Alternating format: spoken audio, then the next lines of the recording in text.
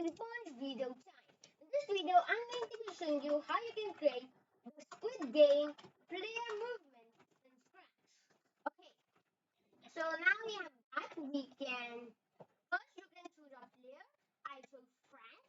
And after you chose a player, you can delete all of the other costumes and give the costume you like and make it as good as you can, like in the size obviously.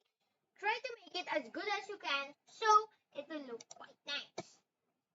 Okay, so let's go there.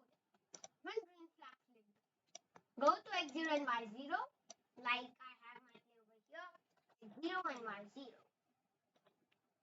Then we can add a forever loop. With that, let's add 4 ifs. Now, wait a second over there.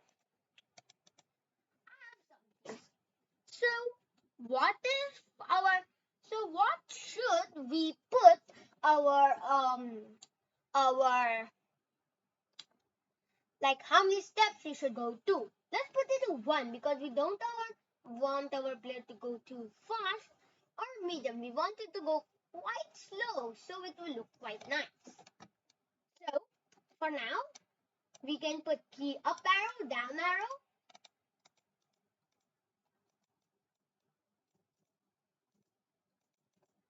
right arrow and left arrow.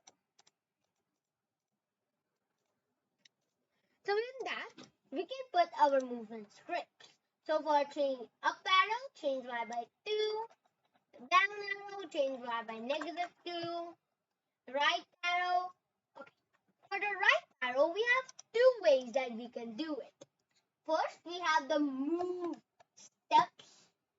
So we just need to put move 2 steps and move -2 steps for the left arrow and right arrow.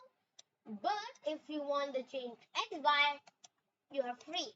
But it will just do the same thing. But the inputs are the same, just the blocks are different. Okay? Great. And our player movement for Squid Game is ready.